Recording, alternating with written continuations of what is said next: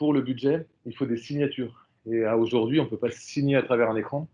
Et mettre en place une signature électronique non falsifiable, etc., nous semblait un peu trop compliqué. Donc, on a pris le parti d'être le minimum ici, hein, et je vous remercie d'avoir tous joué le jeu. Donc, on est le minimum avec 1 ou 2 pouvoirs suivant les élus, et on a convié nos collègues quand même, qui étaient disponibles, mais qu'on a plutôt incité à rester chez eux, à suivre les débats. Donc, ce n'est pas du public, donc ils n'auront pas à s'exprimer.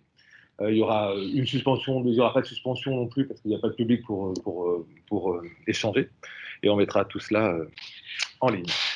Donc je remercie Anne-Laure pour l'enregistrement et la projection et les services qui doivent s'adapter à chaque conseil municipal.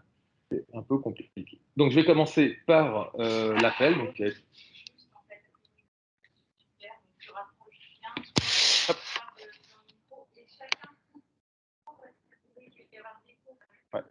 Donc, parce que l'enregistrement sera donc un petit peu de mauvaise qualité. Donc, micro et haut-parleur.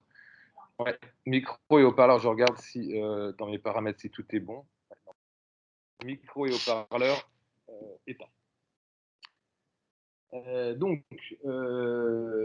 donc je vous rappelle que la séance est enregistrée. Je vais commencer par l'appel. Donc, Guillaume Béguet présent. Maëva Hamelot, excusé, a donné pouvoir à Jacques Belloncle. Julie Aubeau, excusé, a donné pouvoir à Jacques Belloncle. Jacques Belloncle, présent. Laurent Bertin, présent. Laurence Bloin-Dufay a donné pouvoir à Chantal Francanet. Claire Bridel a donné pouvoir à Thierry. Sophie Caradec a donné pouvoir à Rosen. Loïc Chénagérard a donné pouvoir à Anne-Laure. Alain Cléry, présent. Yannick Danton, présent. Mélanie Desil a donné pouvoir à Grégory Pranveil. Chantal Francanet. Samuel Gatti a donné pouvoir à Laurent Bertin. Christophe Gauthier a donné pouvoir à Alain Cléry. Jean-Christophe Gilbert a donné pouvoir à Yannick Danton. Éric Gosset a donné pouvoir à Serge Le Palaire. Awena Carlor a donné pouvoir à Laurent Bertin. Serge Le Palaire. Marie-Christine Lenné a donné pouvoir à Chantal Francanet. Alexandra Marie a donné pouvoir à Anne-Laure Oulès-Gaillère. Lydia Méret. Laetitia Noël a donné pouvoir à Lydia Méret. Anne-Laure Oulès-Gaillère. Rosen Piel. Ça fait plaisir d'entendre des présents. Hein. Grégory Pranveil. Jonathan Roux a donné pouvoir à Lydia Méret. Michael Rodeski a donné pouvoir à Renan Salin. Et Renan Salin. Merci. Donc, le quorum est atteint. Nous pouvons valablement délibérer. Donc, comme je vous le disais, on est en quorum réduit suite aux différents décrets qui nous permettent d'avoir ce quorum réduit avec, pour certains, 2 procurations par élu présent. Je vous ai rappelé que la séance était enregistrée. Et avant la séance, il faut un secrétaire de séance. Et le plus jeune, même si Maëva nous regarde, le plus jeune, c'est Yannick Danton. Donc, je vous propose Yannick Danton en secrétaire de séance.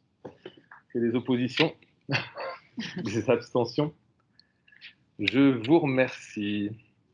Donc, vous avez reçu l'ordre du jour en temps et en heure. Et nous allons commencer par l'approbation du procès-verbal des délibérations de la séance du 18 février 2021. Est-ce qu'il y a des questions? Opposition? Abstention? Je crois que c'est un donné acte, mais je vous remercie. Question numéro 2, délégation donnée au maire. Donc, il y a eu quelques DIA, déclaration d'intention d'aliéner, donc non-exercice du droit de préemption. Vous avez la liste des biens que nous n'avons pas préemptés, grosse majorité des ventes faites par nos promoteurs de nos quartiers. Est-ce qu'il y a des remarques sur ces délégations? Opposition? Abstention? Je vous remercie. Question numéro 3. Je ne sais pas si on s'est mis d'accord pour la tarification funéraire, c'est Yannick? Ouais. Attention, c'est toi qui as marqué dessus. Donc, vas-y, Yannick. Hop, on se passe le micro.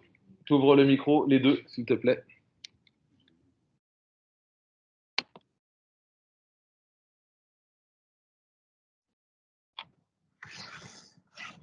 Comme présenté donc, dans le rapport d'orientation budgétaire pour 2021, le 1er janvier, depuis le 1er janvier, les communes n'ont plus le droit de recevoir de taxes funéraires, dont la taxe d'inhumation. Donc, il est proposé d'intégrer l'abrogation de cet article, la possibilité d'instaurer des taxes funéraires, qui permet donc aux produits de ces taxes d'être reversés aux recettes de fonctionnement de la commune en la révisant dans la libération qu'on avait prise en décembre dernier de révision, et les autres tarifs funéraires demeurent inchangés par rapport à la délibération de décembre 2020. Donc, à la liste de toutes les concessions. Bien dans mon micro. C'est mieux. Voilà. Ah ouais. Du coup, j'essaie de le faire moins. Voilà, donc vous avez la liste des différents tarifs qui sont proposés. Et donc après, le jardin de et donc proposer au conseil municipal d'approuver la tarification des différents services funéraires pour une mise en application au 1er janvier 2021, donc, qui intègre donc la suppression de la taxe d'inhumation qui était présente dans nos anciens tarifs. Merci Yannick. Une mise à jour suite aux allègements de taxes par le gouvernement, comme on vous l'a dit, hors du ROB. Et moi, c'est 2 500 et 3 000 euros. Ça peut être minime pour le gouvernement et 3 000 euros plus pour la ville. Est-ce qu'il y a des oppositions? Abstention? Je vous remercie. Question numéro 4 et lancement du show Jacques Belloncle. Bilan des acquisitions et cessions immobilières au titre de l'exercice 2020. Jacques.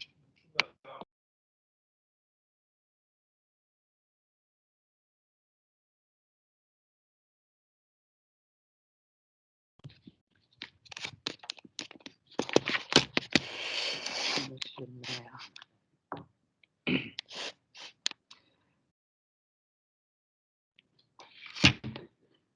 Alors, ce soir, sur la partie finance, il y a une dizaine de délibérations en lien avec le compte administratif de 2020 et le budget 2021.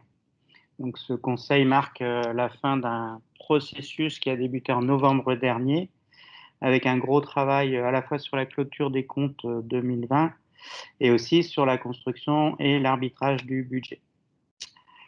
Donc, on a commencé sur le dernier trimestre 2020 avec les services et les élus à établir les priorités budgétaires en fonction de nos politiques.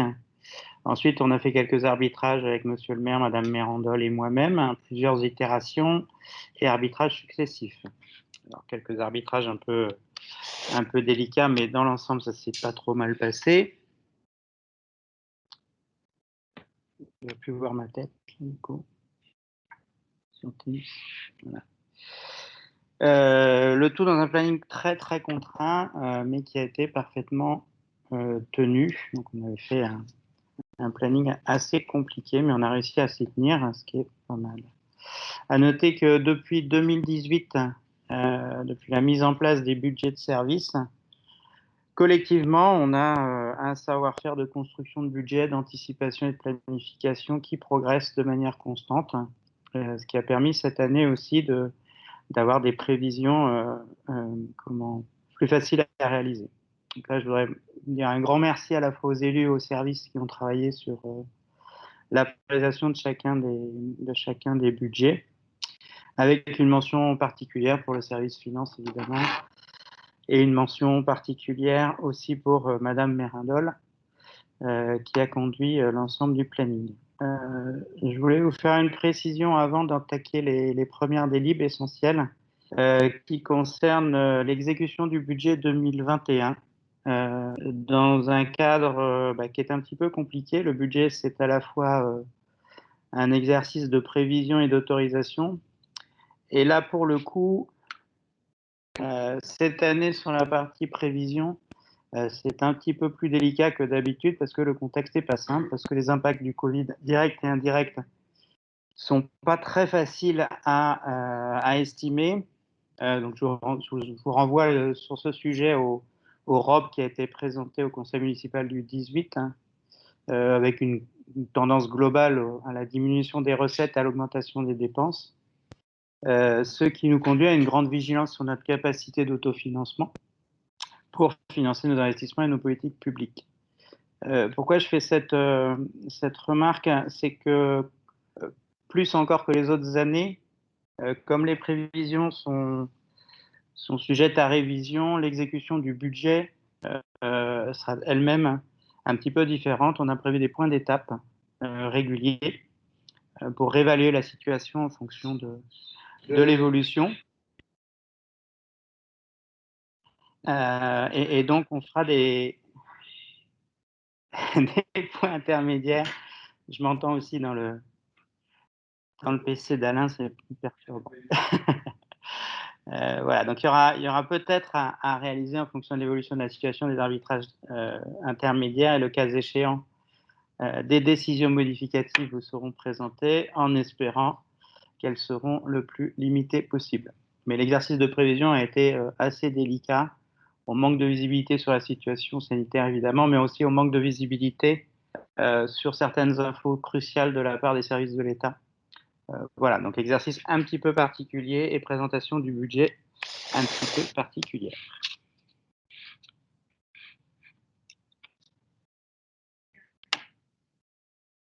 Comment? Tu peux avancer si tu veux. Voilà, donc on va... En fait, il y avait la question des sessions en 4. La question 4 des sessions immobilières, mais on peut la passer après. Comme vous voulez, ça n'a pas de réelle importance. Compte tenu du budget, on va passer les questions. Ok. Donc on va revenir de façon un peu comme l'année dernière sur le cycle budgétaire pour se resituer par rapport à resituer toutes les délibérations par rapport à ce qu'on va passer aujourd'hui. Donc pour rappel, le rapport d'orientation budgétaire a été présenté le 18 février. Aujourd'hui, on a le compte administratif et le budget qui vont passer. Donc on est en bas à droite du schéma. Et ensuite, dans l'année, un peu ce que je disais tout à l'heure, peut-être qu'on aura des décisions modificatives à passer. Il y en aura forcément une, puisqu'il y a le transfert de la compétence jeunesse à la LCC. Et pour des raisons comptables, on le passera quelque part en juin ou en septembre, on verra. Sur les grands équilibres. Je vais passer sur le contrôle, vous pourrez le lire. Ah oui, non, pardon. L'ordre a été inversé. Il y a obligation d'indiquer sur la présentation le montant des indemnités des élus qui a été indiqué ici. Alors, c'est l'obligation de l'article qui est noté au-dessus. Et vous avez ici le montant brut en euros des indemnités de l'ensemble des élus qui touchent des indemnités. S'il n'y a pas de questions, je poursuis. Donc pour rappel, le fonctionnement ou la construction, la structure d'un budget, deux sections, une section de fonctionnement et une section d'investissement, des dépenses et des recettes. Sur la partie haute de la section de fonctionnement, on a les dépenses de fonctionnement courantes, donc les charges courantes, le personnel, etc. Et puis dans les recettes, on a l'ensemble des recettes, recettes des produits, par exemple la cantine, et puis tout ce qui est fiscalité. La différence entre recettes et dépenses de fonctionnement donne ce qu'on appelle l'épargne brute. Ensuite, quand on enlève le remboursement du capital, on obtient l'épargne nette, c'est-à-dire la capacité que nous avons à financer l'ensemble de nos investissements. Donc dans la section investissement, vous allez avoir les dépenses d'équipement sur l'ensemble des nouveaux équipements, gros travaux et dotations. Donc par exemple le CMA, par exemple le complexe sportif, etc. On y reviendra tout à l'heure. Et on a également des recettes propres d'investissement, des subventions d'équipement. Et pour équilibrer le tout, on peut faire appel à l'emprunt ou prendre éventuellement dans les réserves des résultats précédents. Ce qui donne en chiffres pour 2021, 2020 et 2021. Donc on a le compte administratif à gauche et le budget principal 2021, donc le budget à droite. Relativement similaire, on voit quand même une légère augmentation des dépenses et une légère baisse des recettes entre 2020 et 2021, et une épargne nette qui, elle, est substantiellement diminuée. On a encore cette année, pour quelques années encore, de gros investissements. Donc là, pour 2020, on est à hauteur de 4,5 millions à peu près d'investissements à financer. Et comme les années précédentes, donc on va prélever dans les réserves des exercices précédents pour équilibrer le budget. Là, on est à hauteur à peu près de 2 millions, sachant qu'on a fait un prêt à peu près de ce montant-là cette année. Si vous avez des questions, je vous laisse m'interrompre.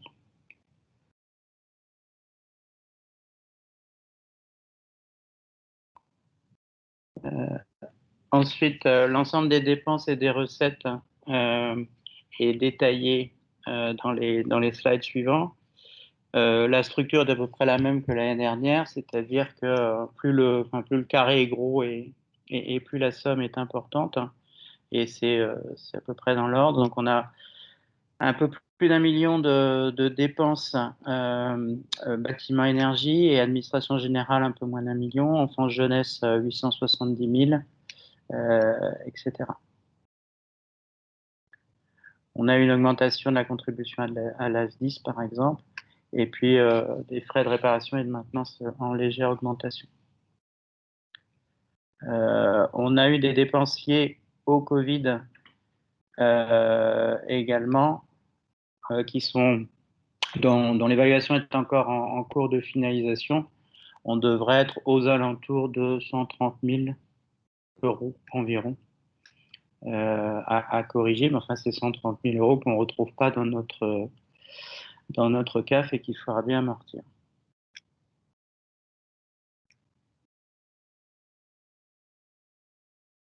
Sur le budget de cette année, on retrouve à peu près les mêmes équilibres. L'administration générale qui grimpe un tout petit peu, bâtiment énergie à peu près à la même hauteur, enfance jeunesse également à peu près à la même hauteur. Donc pas de remarque particulière sur l'équilibre des dépenses, enfin sur la structure des dépenses plus exactement, de cette section de fonctionnement 2021.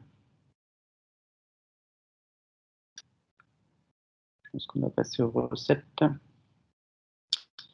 Les recettes, donc pour l'essentiel, fiscalité et compensation, à hauteur de 6,5 millions à peu près. La dotation globale de fonctionnement, donc qui est la dotation de l'État pour le fonctionnement de la commune, alors qui se stabilise après plusieurs années de décroissance forte.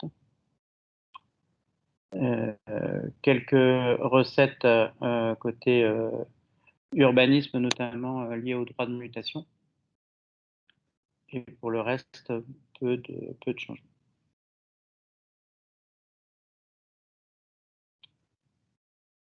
Prévu sur le budget prévisionnel 2021, donc une légère diminution de la fiscalité, légère diminution aussi de la dotation globale de fonctionnement.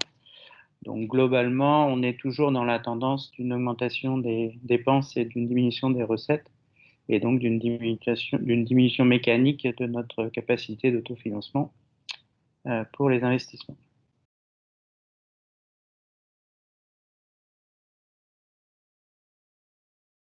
La CAFNet, donc 1 million 100 environ pour 2020.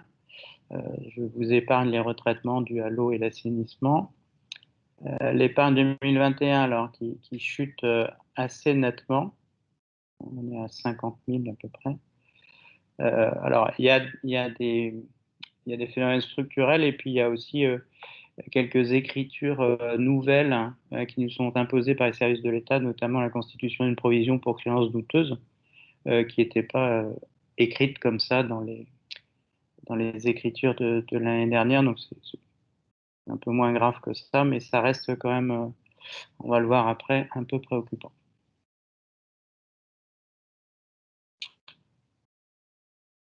Les opérations d'équipement, donc on est dans la section d'investissement. On a sur 2020, on avait à peu près 4 millions d'engagés sur les nouveaux projets. Les abords du lycée, l'entrée de Rennes, et puis il doit y avoir un peu de CMA aussi, le début. Les dotations aux services, donc, qui sont les dotations régulières, voirie, bâtiment, espace vert, éclairage public. Donc en gros, c'est ce qui fait tourner la boutique en investissement. Il faut bien refaire de la voirie, il faut bien remplacer de l'éclairage, etc. Donc ça, c'est à peu près stable depuis un moment, mais c'est serré.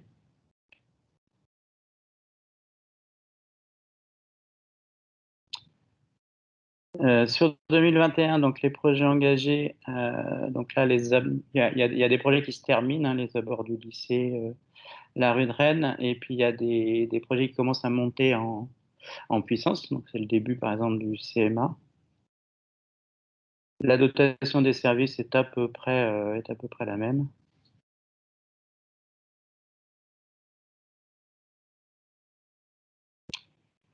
Un détail sur non, c'est très bien, c'est très bien. Un détail sur les opérations d'équipement, c'est ce que je vous disais, les abords du lycée. Alors, on va y avoir une petite coquille, il y a un petit peu trop de chiffres. Donc, est à peu près à 2 millions.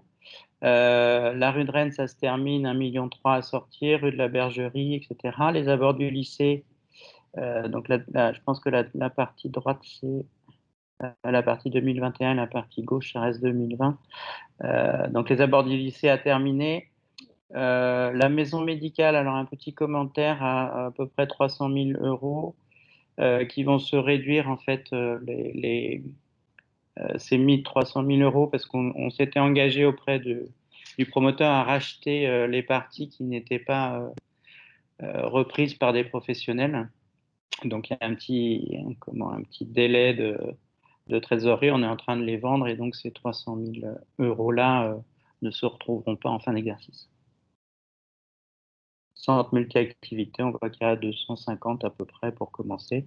Le nouvel équipement sportif, les 150 000 euros correspondent aux frais d'études, sachant que les prévisions sont aux alentours de 2 millions à peu près. Enfin, il y a encore pas mal de travail pour finaliser ce truc-là.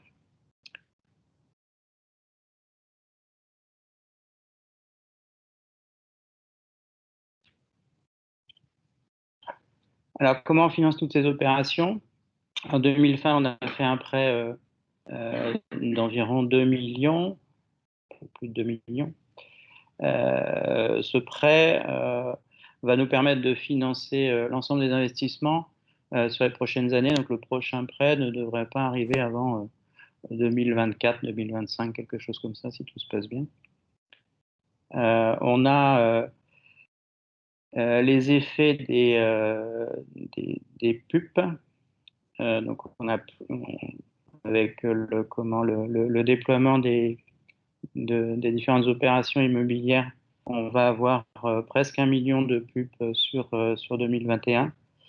La FCTVA, alors, elle grimpe de 240 à 650. En fait, c'est un effet de latence puisque c'est la FCTVA, elle est calculée le calcul est fait sur 2 ans en arrière. Donc, c'est quelque chose qu'on touche maintenant, mais qui a été calculé 2 ans en arrière.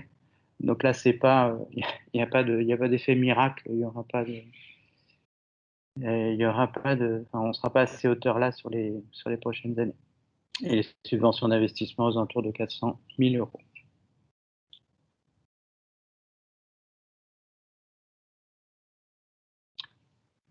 Les projets que vous connaissez, donc le CMA, les abords du lycée, réhabilitation de l'école Ferry et le nouvel équipement sportif, donc pour lesquels on aura en 2021 150 000 euros à peu près d'études.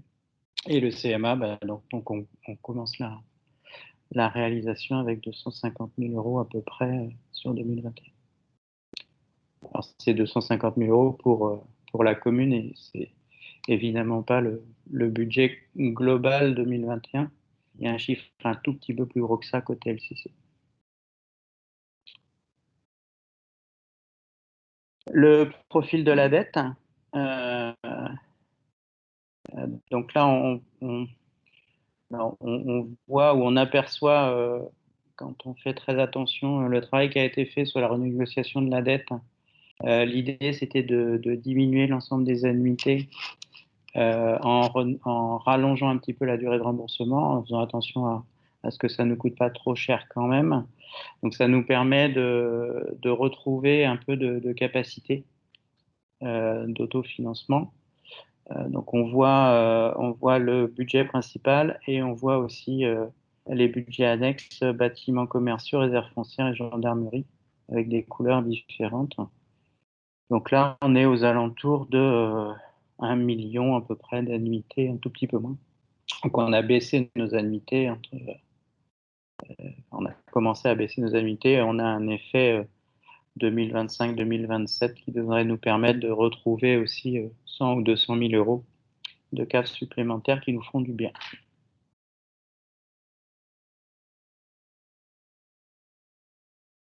Le budget bâtiments commerciaux, pas de commentaires particuliers, c'est un budget qui est plutôt sain. Donc les bâtiments commerciaux, c'est la gestion du patrimoine immobilier de la commune à vocation économique, donc c'est les ateliers relais, les commerces en centre-ville, etc. Donc ça nous rapporte plus que ça nous coûte globalement. Sur la section d'investissement, il y a un petit peu d'investissement quand même sur les bâtiments commerciaux, notamment pour les maintenir en état, les rénover, etc. C'est pas des montants énormes, et encore une fois, c'est pas un budget qui pose particulièrement de problèmes. Réserve foncière. Alors celui-là, par contre, il est plus délicat. Donc c'est un budget qu'on devra réintégrer dans le budget principal à terme. La stratégie de réintégration qu'on a adoptée, c'est de faire une provision par morceau. Donc chaque année, de faire une provision à hauteur là, de cette année de 200 000 euros à peu près. Et donc si tout se passe bien, ces 200 000 euros seront utilisés pour éteindre, pour diminuer le déficit de ce budget. Voilà, donc d'ici quelques années, 3 ou 4 années, on devrait retrouver un budget un petit peu plus sain qu'il n'est aujourd'hui. Il y a aussi pas mal de travail sur les cessions qui sont en cours, qui vont permettre aussi de rendre ce budget plus présentable.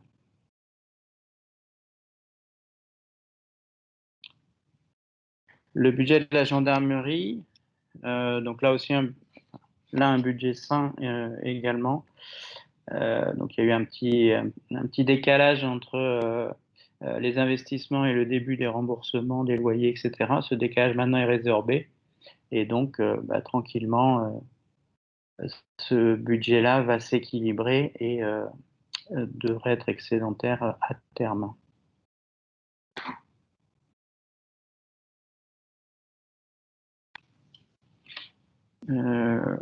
Un rappel de ce qu'il y avait dans le ROB,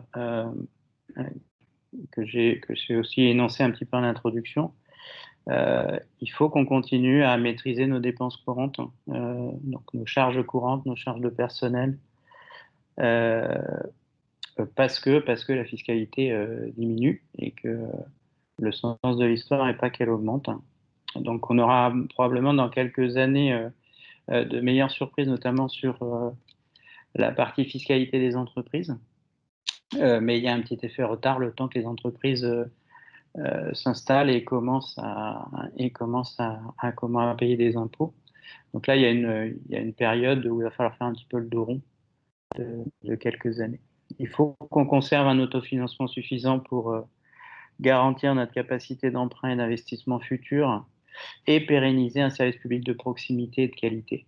Donc on travaille dans les services publics de proximité et de qualité, évidemment, on peut comptabiliser le centre de vaccination, on peut comptabiliser les maisons France Service, on peut comptabiliser tous les efforts qui sont faits sur nos politiques de solidarité, sur nos politiques culturelles, malgré le contexte. Donc il y a eu des belles réalisations en dehors des spectacles, comme les collages de papier là, qui ont fait un tabac.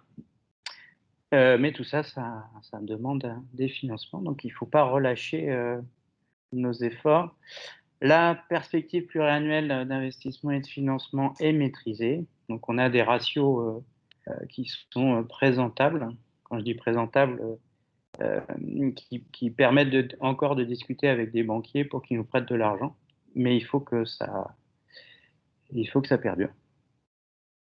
Et puis, il va falloir prendre en compte les premiers effets de la crise sanitaire. Donc, je le disais, sur 2020, on sera sans doute aux alentours de 130 000. Difficile à dire ce qu'il faudra sortir pour 2021 en fonction de la situation, si on réouvre les cantines, si on referme les cantines, si on refait de la LSH, enfin toute cette sorte de choses, c'est pas facile à prévoir. Et pareil pour les autres prestations, par exemple sur la culture ou par exemple sur d'autres services. Je pense qu'on peut passer au délib. Ensuite, on a des annexes pour répondre aux questions. Voilà, exactement. Avant de passer aux délibérations et de reprendre à la question 4, est-ce qu'il y a des questions sur cette présentation qu'on a voulu, comme les 2 dernières années, quasiment pédagogique, ludique, parce que c'est vrai que c'est jamais simple d'avoir, donc tous les ans, les services peaufinent un PowerPoint, et je les remercie, avec l'adjoint ou le délégué en charge des finances, et cette année, c'est Jacques, enfin, depuis le dernier mandat. Donc, je remercie pour le travail. C'est intéressant qu'on ait à suivre. Et effectivement, comme dans beaucoup de collectivités, c'est vraiment le moment d'avoir un service spécifique pour suivre le budget, parce que tout ce temps et 1 euro est 1 euro. Donc, il faut vraiment faire attention. À ce sujet-là, je remarque pour indiquer qu'on a recruté au service finance une personne qui sera donc partagée entre la LCC et l'IFRE, et qui s'occupera de comptabilité, ce qui permettra à Madame Mérandol de consacrer plus de temps aux aspects de perspective, de recherche de subventions, de contrôle de gestion, qui doivent nous permettre aussi d'aller chercher à certains endroits d'être un peu meilleur. Puis ça fera un homme en plus dans ce service qui en manque beaucoup. Merci Jacques. Est-ce qu'il y a des questions avant de reprendre l'ordre du jour? Non? Eh bien, on va commencer. Vous pourrez, si ça vous revient, pendant les questions. Question numéro 4, bilan des acquisitions et cessions immobilières au titre de l'exercice 2020. Jacques Belloncle. Donc, l'exercice régulier à faire en début de l'année, donc c'est un exercice qui est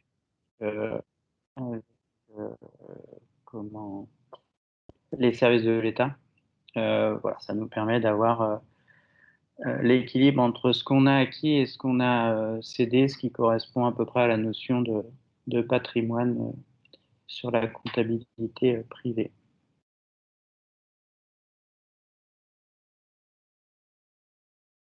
S'il y a des questions. Ouais. Excusez-moi, c'est le temps de réactiver mes 2 micros toujours. Est-ce qu'il y a des questions sur ces sessions? Opposition? Abstention? Je vous remercie.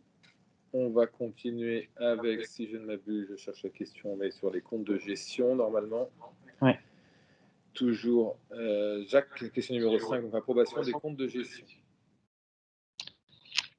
Je vais chercher ici. Voilà.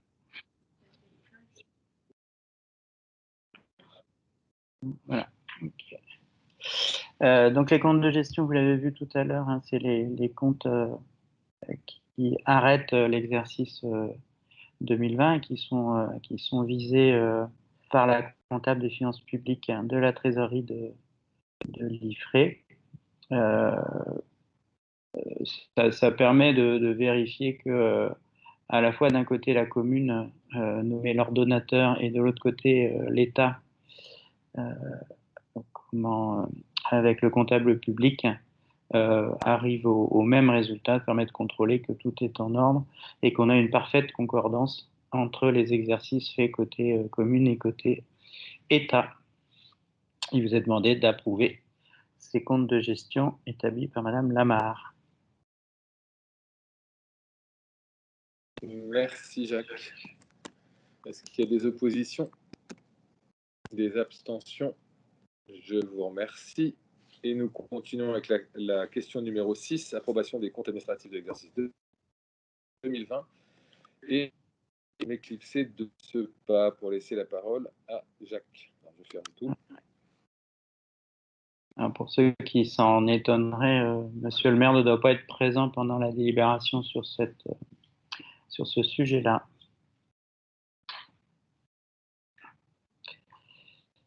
Il ne peut pas être là parce que tout simplement il serait un peu jugé parti puisqu'il est censé établir ses comptes, donc il ne peut pas s'approuver lui-même devant tout le monde. C'est un peu le principe de cette délibération. C'est le même exercice que celui fait par la comptable publique, mais fait par l'ordonnateur, donc par la commune. Et dans la mesure où il y a parfaite concordance,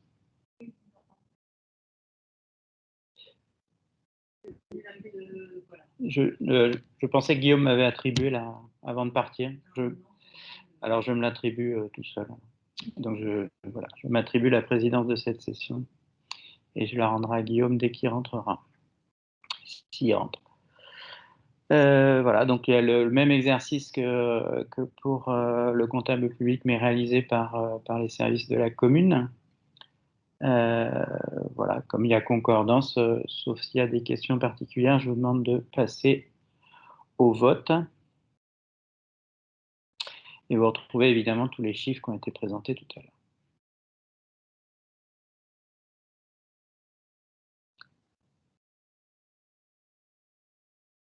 Est-ce qu'il y a des abstentions, des oppositions? Je vous remercie. À noter que les résultats de 2020 qui sont ainsi arrêtés viennent en entrée du budget 2021. Donc le résultat qu'on arrête sur 2020, on le récupère en 2021 selon les modalités qu'on a données tout à l'heure. Je pense que Guillaume peut rentrer. Merci Serge.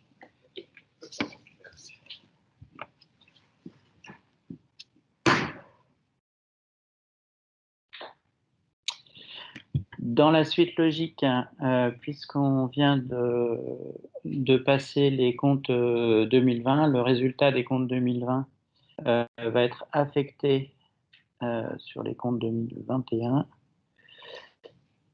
Et c'est ce qui vous est présenté ici. Il va y avoir un petit tableau. Voilà.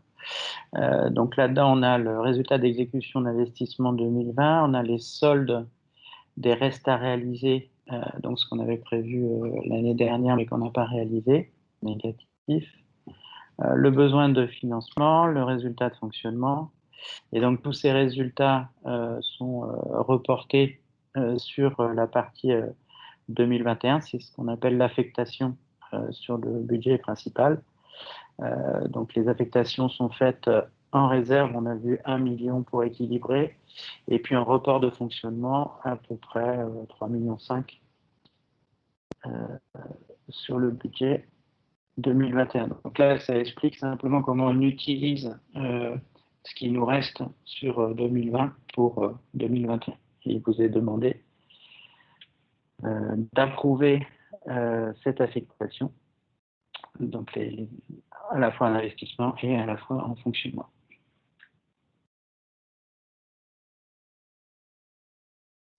Merci Jacques.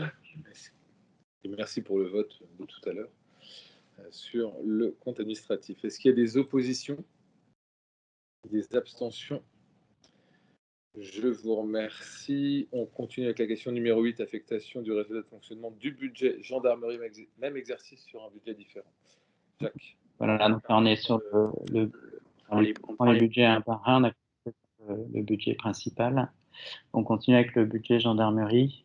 Alors là, on doit avoir le tableau de report de la même façon avec la partie investissement et la partie fonctionnement, un reste à réaliser relativement modeste, un besoin de financement à hauteur de à peu près 84 000 € et une affectation donc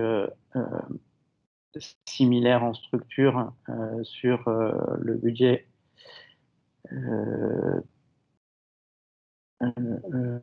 Non, je ne la vois pas. Non, elle doit être en dessous. Non, excuse-moi.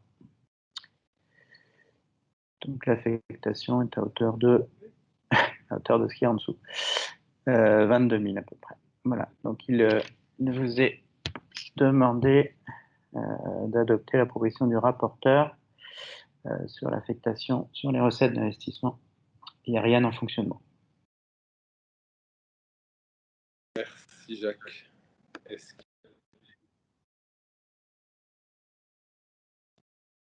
Merci. Est-ce qu'il y a des oppositions?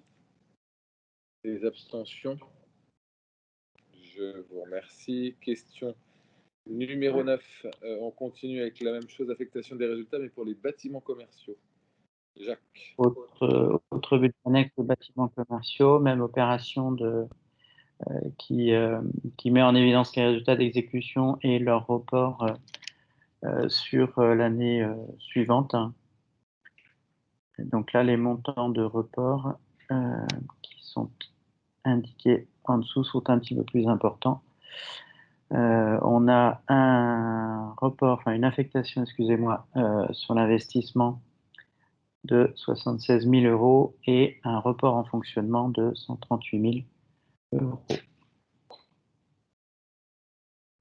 Et je vous ai demandé d'adopter ces affectations au budget 2021, budget annexe bâtiments commerciaux.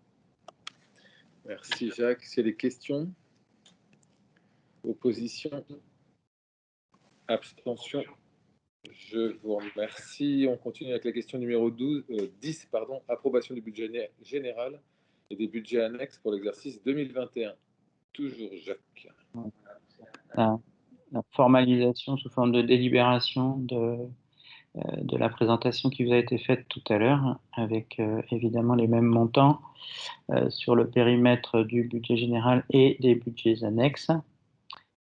Il vous est rappelé ici les investissements qui sont réalisés, enfin qui sont à réaliser pour 2021 ou qui seront à financer pour 2021. Donc on retrouve la fin des abords du lycée, la requalification de la rue de Rennes, le démarrage des travaux pour le centre multi-activités, le programme annuel de voirie, l'entretien des bâtiments communaux et quelques acquisitions foncières. Donc, les chiffres vous ont été donnés tout à l'heure. Il vous est demandé d'adopter ce budget primitif dans sa globalité pour le budget principal ainsi que pour les budgets annexes. Merci Jacques. Est-ce qu'il y a des questions? Opposition? Donc, 4 oppositions. 4 oppositions. Abstention? Je vous remercie. On continue avec la question numéro 11, fixation du taux d'imposition de l'exercice 2021. Jacques. Donc, comme je l'expliquais tout à l'heure, la structure du budget fait que on a besoin de recettes pour pouvoir investir. Parmi les recettes pour lesquelles la commune a encore la main, entre guillemets, on a la fiscalité sur la taxe foncière, ça doit être un peu en dessous pour montrer les taux. Donc la taxe foncière sur les propriétés bâties, la taxe foncière sur les propriétés non bâties. Donc là, il est proposé une augmentation de 2%, ça va être mis au-dessus, je pense. Ce qui à la finale donne un taux qui est encore légèrement en dessous de la moyenne des taux moyens départementaux, puisque le taux moyen est à 41,88 sur la taxe foncière sur les propriétés bâties, et qu'on est, nous, juste en dessous, enfin légèrement en dessous, à 39,48. Donc on commence à se rapprocher de ce taux-là. Même chose sur la taxe foncière sur les propriétés non bâties, on est encore un tout petit peu plus loin. Donc là, c'est une augmentation de 2% cette année qui compense à peine l'ensemble des recettes qui ne sont pas rentrées, mais qui nous permettent quand même d'avoir une PPI et un budget bien équilibré. Donc, il nous est demandé de fixer le taux d'imposition suivant. Taxe foncière sur les propriétés bâties à 39,48 et sur la taxe foncière sur les propriétés non bâties à 36,08. Merci Jacques. Est-ce qu'il y a des questions? La technique empêche M. Cléry d'intervenir. Est-ce qu'il y a des oppositions? Abstention? Je vous remercie. Nous continuons donc avec la question numéro 12, révision des fameux APCP, autorisation de programme et crédit de paiement pour le nouvel équipement sportif. Jacques. Quelques-unes. En comparaison à LCC, il y a 17 budgets annexes. Donc, les APCP, les autorisations de programme et crédit de paiement. Donc, il s'agit, en fait, le mécanisme pour chacun des programmes, c'est de donner un montant d'engagement total sur la totalité du programme, sur la durée du programme, et ensuite de revenir tous les ans pour, comment dire, ce qu'on a dépensé, ce qui reste à dépenser sur le programme. Donc là, les montants des programmes n'ont pas évolué. Ce qui évolue et ce qui vous est présenté, c'est la répartition des sommes dans la durée. Donc ce qui a changé, c'est la répartition des sommes, c'est pas les montants des programmes eux-mêmes n'ont pas évolué. Ça permet, ce mécanisme-là permet de savoir où en est le programme d'année en année, comment il évolue, et si d'aventure le programme devait coûter plus cher ou moins cher, on aurait une décision modificative pour modifier le montant total. Là, c'est juste un mécanisme d'autorisation qui permet d'autoriser les crédits de paiement pour 2021. Donc là, on est sur le nouvel équipement sportif. Le montant du programme a été estimé à 2 millions, le montant total. On n'a pas commencé à le faire en 2020, ce qui explique qu'on est à réaliser à 0. Et ensuite, donc, on aura des études en 2021 à hauteur de 150 000 euros. Et ensuite, la réalisation à proprement parler du programme, enfin du nouvel équipement, avec 1 million de prévu en 2022 et 800 millions. 800. Ça va être une super ça. 800 000 euros. Je ne sais pas, Grégory a failli sourire sous son masque, mais voilà, c'est long pour tout le monde. Voilà, donc 2 150 000 pour les études, et puis après, en gros, 1 million à chaque fois. On va faire des envieux, même à la Bouexière.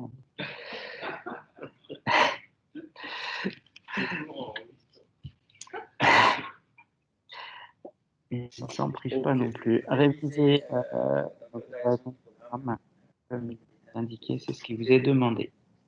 Merci Jacques. Est-ce qu'il y a des questions? Demande de précision sur les montants. Non, c'est bon. Les oppositions?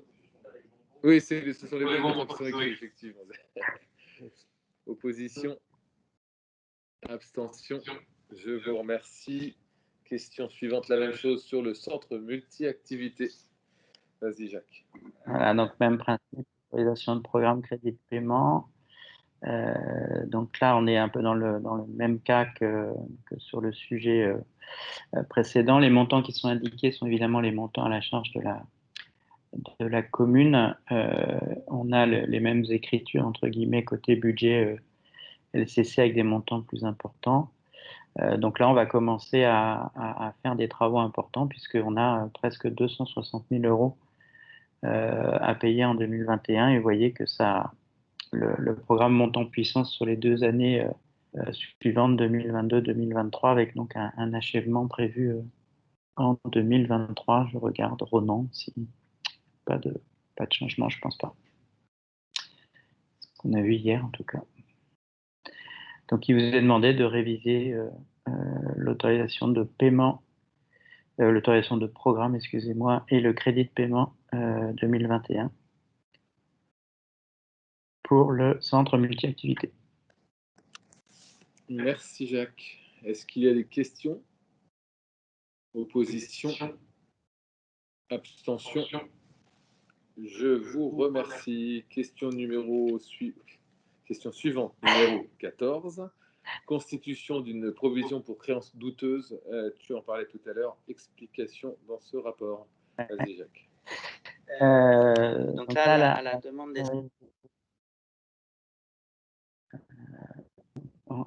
En gros, on a modifié la façon de, selon le principe de prudence, il faut inscrire dans le budget de l'argent pour, en gros, limiter les risques ou pour financer les risques de ce qui pourrait mal se passer.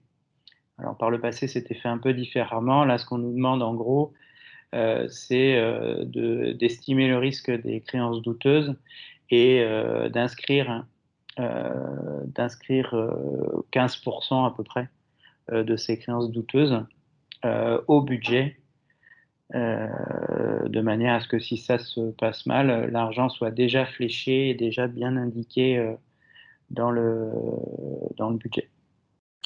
Alors, donc il y a l'explication après plus technique, mais l'important c'est le tableau. Voilà. Donc là, on a l'ensemble des comptes de classe 4, c'est-à-dire les choses que les gens doivent nous payer. Et donc, on fait la supposition que parmi tous ceux qui doivent nous payer quelque chose et pour lesquels on a un doute, on se dit on prend une marge de 15%, qui est un seuil minimum de provision. Donc, les 15%, c'est 15% des 24 900. Voilà, donc ça, c'est une règle qui est édictée par le comptable public. Et c'est juste une nouvelle façon de faire, mais ça n'est représentatif en rien d'un niveau de risque plus élevé que les autres années. C'est simplement la façon dont on l'écrit dans le budget qui est différente. Ça représente un montant relativement faible puisqu'on est à 3 800 €. Donc, il vous est demandé d'accepter l'ouverture d'une provision au compte 6817 à la demande de Madame Lamarre et de créditer ce compte à hauteur de 3 800 €. Merci Jacques. Est-ce qu'il y a des questions sur cette demande de la trésorerie? Opposition? Abstention? Merci bien. Question numéro 15, création d'un nouvel équipement, sollicitation de financement au titre de la DETR et de la DECIL 2021. Jacques. Donc là, on est dans le cadre de subvention pour les nouveaux équipements. Donc il y a plusieurs dispositifs. Certains dispositifs qui sont fléchés pour tout ce qui est transition écologique.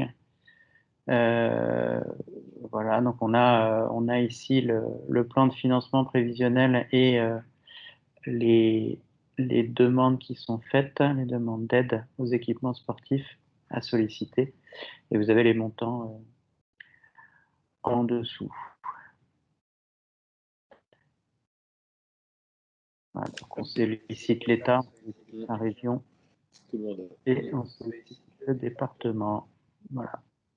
Effectivement. Alors, pour l'inventaire, c'est la hauteur de ce qu'on sollicite. Après, ce n'est pas forcément ce qu'on obtiendra. Ça va sans dire, mais ça va peut-être mieux en le disant. Exactement, merci Jacques. DETR, DECIL, c'est plutôt classique et aussi on regarde sur le plan de relance, notamment de l'État, voir tout ce qu'on peut avoir. Et donc on regarde ça précisément, les services, que ce soit finance ou bâtiment ou projet. Et la région et le département, c'est parce qu'effectivement, cette salle va être utilisée par les collégiens et les lycéens. Je le redis, ça me vient comme ça, on avait aussi dit qu'on allait faire une demande de financement au diocèse. Je rigole pas. Je le dis publiquement parce qu'on les a rencontrés et effectivement, c'est pas des choses qui se font. Pourtant, ils utilisent bien nos salles. Et je pense que là, le département, en fait, c'est pour avoir. En fait, comme vous le savez, on voit passer les délibérations facture le lycée et le collège, et le montant facturé est en fonction du subventionnement ou non de la salle. Le département et région subventionnent, donc c'est un tarif bien sûr un peu moins important que s'il n'y avait pas de subvention. Et je pense qu'il y a un intérêt, en tout cas, à poser la question. Je connais déjà la réponse, mais il y a un intérêt à poser la question. Est-ce qu'il y a des questions? Oui, Serge. C'est marqué, Je vais peut-être la répéter après. juste là, par les établissements scolaires, et notamment, et pas tous les établissements scolaires.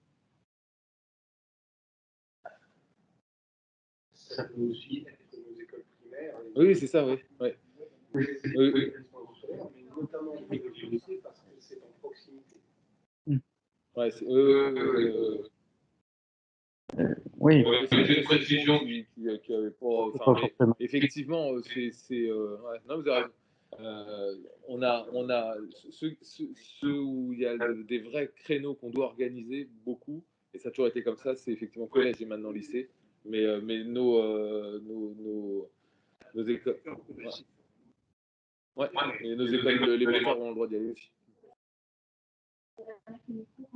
Oui, c'est pour ça que j'ai posé la question sur, effectivement, c'est marqué, la salle multisport sera utilisée à la fois par les établissements scolaires, et entre parenthèses, c'est marqué notamment collège et lycée, avec un S qui est resté rouge même, mais également par le monde associatif.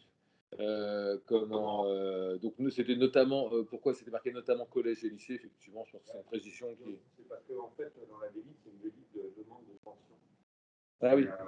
C'est pour ça qu'on a fléché collège et lycée, parce que pour les primaires, il n'y a pas de demande de subvention. Donc, il y a une idée. Bah non, ouais. Ouais, c'est les 550 000, les 505 000. C'est nous qui allons subventionner pour les primaires, puisque on n'a pas d'école primaire. Donc, c'est pour ça que c'est fléché collège et lycée, parce que c'est bien une déclaration de demande de subvention. Très bien. Donc, M. Bertin précise qu'effectivement, c'est une demande de subvention DETR, DECIL et Région Bretagne et Conseil départemental, ce que je disais tout à l'heure.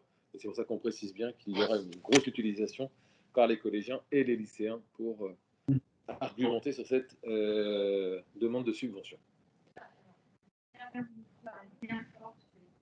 Oui, c'est pour ça que je répète les questions ou les réponses. Ouais, tu as raison. Ok, merci. Est-ce qu'il y a d'autres questions? Juste pour qu'on voit le vote qui est demandé. Donc, il est demandé d'approuver le plan de financement qui est dans le tableau au-dessus et de solliciter les subventions auprès de l'État et auprès du département et d'autoriser M. le maire ou son représentant à signer les documents se rapportant aux sollicitations de subventions.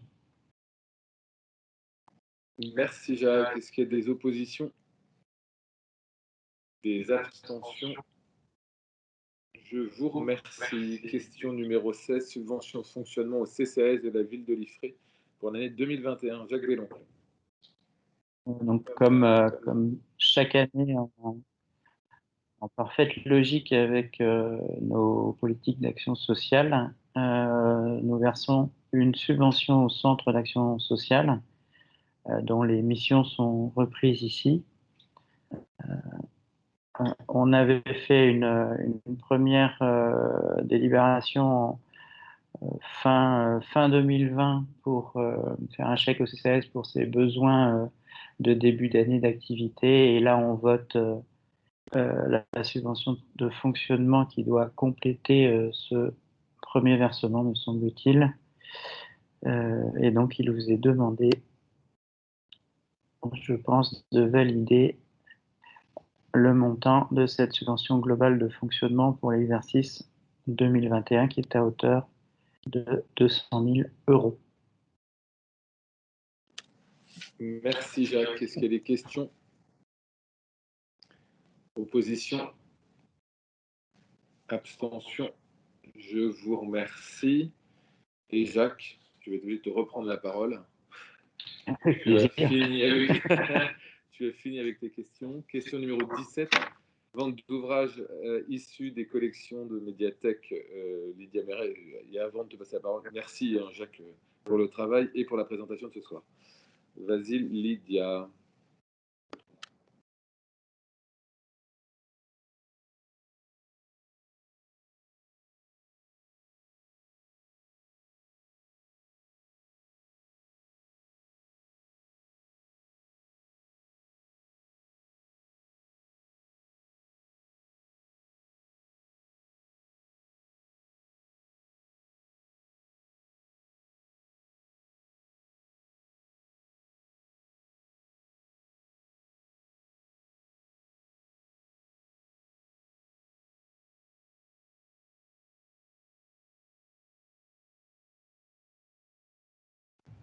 Autant pour moi, je n'avais pas mis mon micro sur Teams.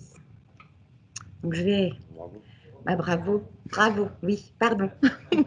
Bon, je vous mets les caméras en même temps. On recommence. Donc, comme je vous je répète.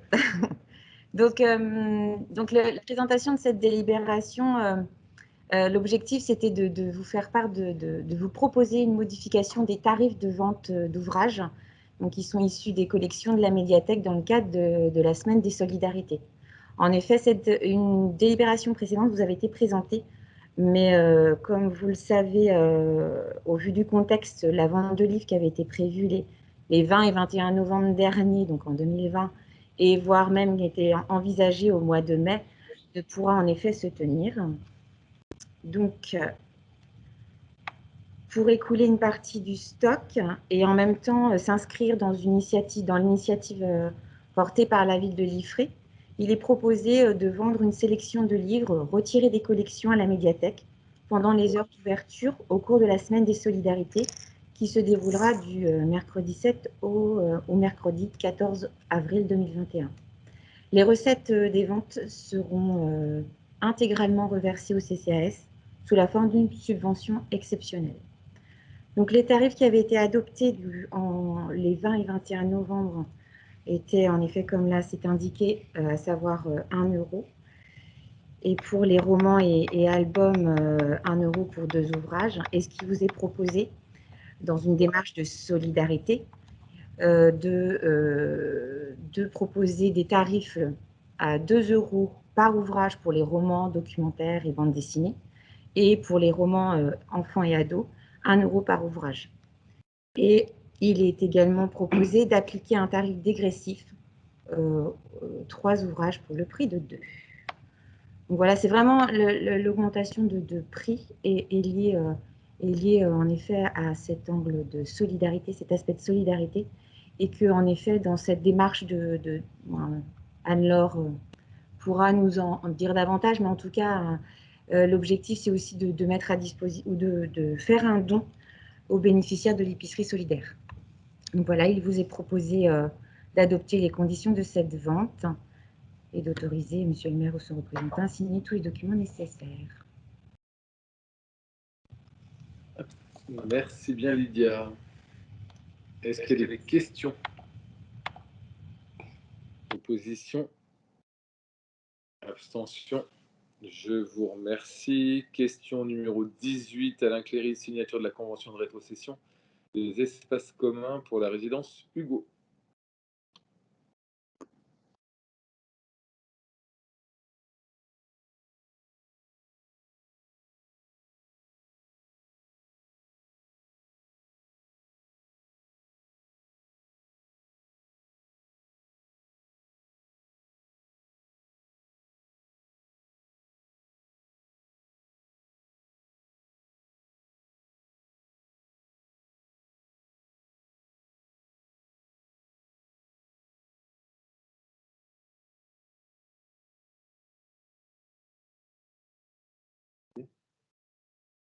Donc, je recommence.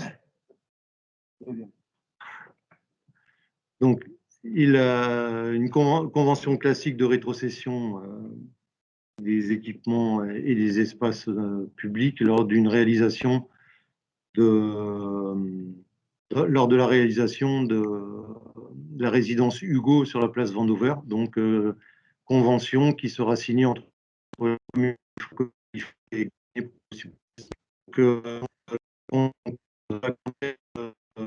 l'ensemble des équipements suivants. Donc les réseaux divers, donc réseaux plus, les réseaux d'électrique, d'éclairage, fibre optique. Il s'agira de rétrocéder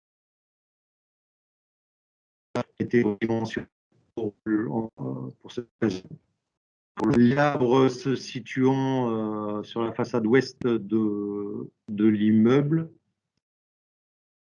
Tous les aménagements de sécurisation des accès, en l'occurrence une voie accès PMR a été réalisée pour accéder aux cellules commerciales du rez-de-chaussée. Dès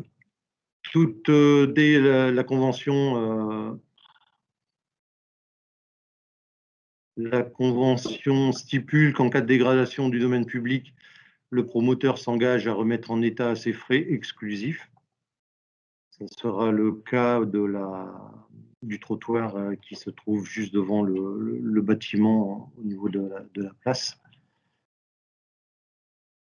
Donc, tant que la convention n'est pas signée, le promoteur assure la gestion et l'entretien des espaces verts, des équipements communs, de la voirie et des réseaux réalisés jusqu'à son transfert dans le domaine public communal. Le transfert ne pourra avoir lieu que lorsque tous les travaux ont été exécutés dans la règle de l'art, en respectant la législation et les règlements. Outre la signature de la présente convention, le classement dans le domaine public communal sera prononcé par le conseil municipal dans le respect des articles du Code général de la propriété des personnes publiques, et ce transfert sera ensuite constaté par acte notarié, enregistré au service public de la publicité foncière aux frais du demandeur. Donc, il est donc demandé au conseil municipal d'accepter la signature de la convention avec la société Gasnier Promotion, aux conditions ci-dessous exposées, et d'autoriser Monsieur le maire ou son représentant à signer tout document nécessaire à la bonne exécution de la présente délibération. Merci Alain. Est-ce qu'il y a des questions? Une délibération qu'on fait régulièrement avec aménageurs et opérateurs. Opposition? Abstention? Je vous remercie. Question suivante, numéro 19. Cession d'une emprise privée. Alain Cléry. Donc, cette question est déjà passée au conseil municipal de novembre 2020. Donc, il s'agissait de...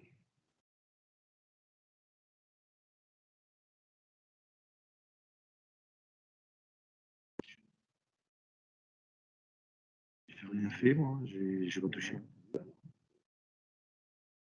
Bon. Donc, il s'agissait de rétrocéder à Monsieur Prudhomme et Madame André une emprise communale, une petite parcelle de 19 mètres carrés, avec une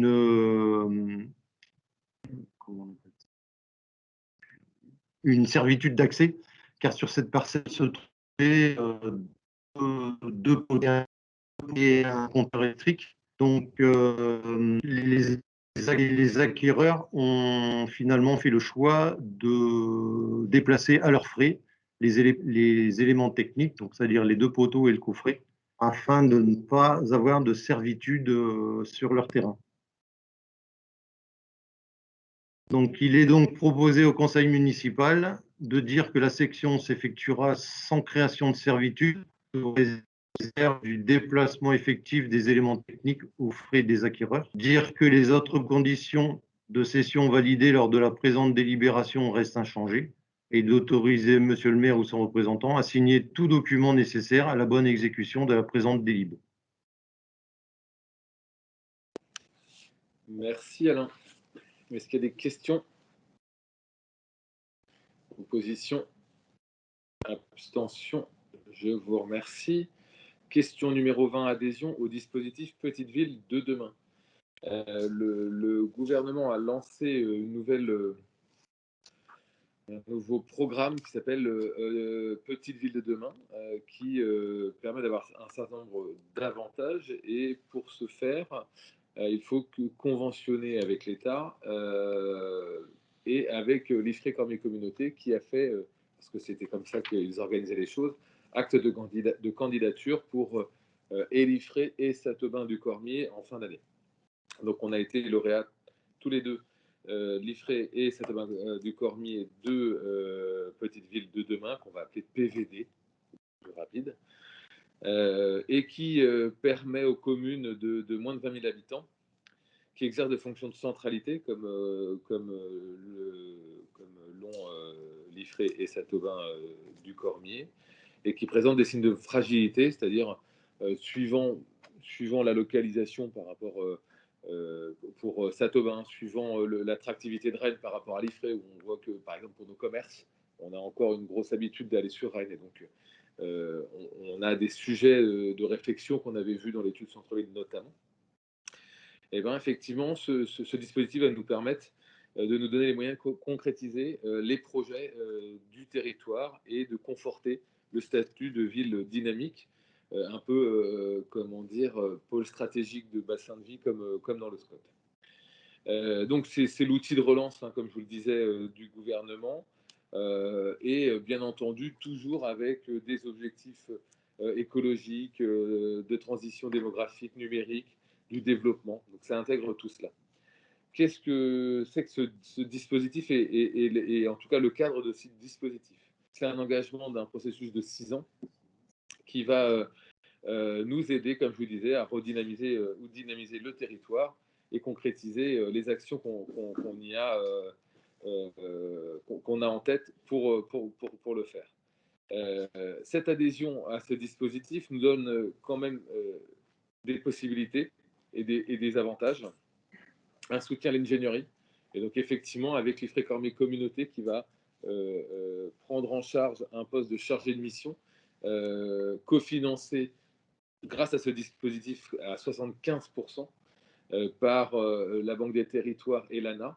Et effectivement, sa mission sera sur l'IFRE et sur Saint-Aubin du Cormier, mais aussi sur l'ensemble du territoire, pour des opérations de revitalisation de territoire, pour les opérations d'OPA, donc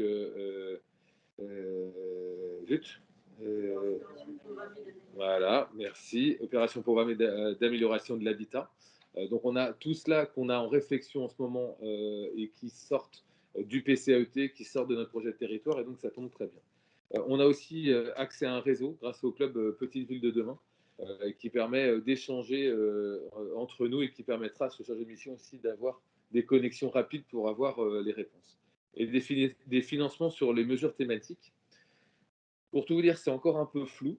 C'est-à-dire qu'aujourd'hui, ce qu'on sait, c'est que sur un certain nombre de sujets, et notamment d'études, donc d'ingénierie ou d'accompagnement dans l'ingénierie, on a une sorte d'accord cadre permettant d'avoir des tarifs négociés.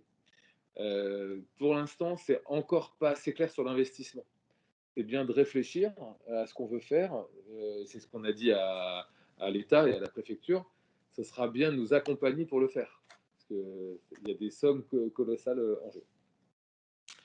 Donc, il vous est proposé de valider l'adhésion au dispositif Petite Ville de demain. Et on engage comme ça et la commune de Saint-Aubin du Cormier et l'IFRE Cormier Communauté. L'IFRE Cormier Communauté a validé ça mardi, Saint-Aubin lundi. Donc on est bien dans le bon tempo, avec une phase de diagnostic du territoire et de ses besoins en vue de l'élaboration d'une opération de revitalisation du territoire, ORT, et une opération programmée d'amélioration de l'habitat, OPA. Donc c'est l'IFRE Cormier Communauté qui s'engage à recruter le chef de projet qui va travailler sur tous ces dossiers. Et une fois qu'on aura travaillé là-dessus, eh ben, on aura la mise en œuvre, en concertation bien entendu, entre les 3 collectivités pour avancer sur cette revitalisation, ce dynamisme sur l'ensemble du territoire. Voilà, donc c'est une belle opération, on a commencé à regarder ça, c'est effectivement, ils avancent quand même alors que la peinture n'est pas sèche, mais justement pour avancer vite et nous faire avancer vite sur les sujets, parce qu'il y a une vraie volonté de l'État à irriguer les territoires d'argent frais, donc il faut qu'on en profite. Est-ce qu'il y a des questions? Des oppositions? Des abstentions? Je vous remercie. Donc, j'ai toute la convention qui est annexée. C'était la dernière question à l'ordre du jour du Conseil municipal de ce soir. Je vous remercie toutes et tous pour les échanges, pour l'écoute, pour aussi le suivi des consignes. Ça n'a pas été simple, c'est une première. On va regarder ce que ça donne après l'enregistrement. Et effectivement, maintenant, nous faisons tourner tous les budgets et CA pour signature avant votre départ. Je vous souhaite une bonne soirée à toutes et tous. Merci.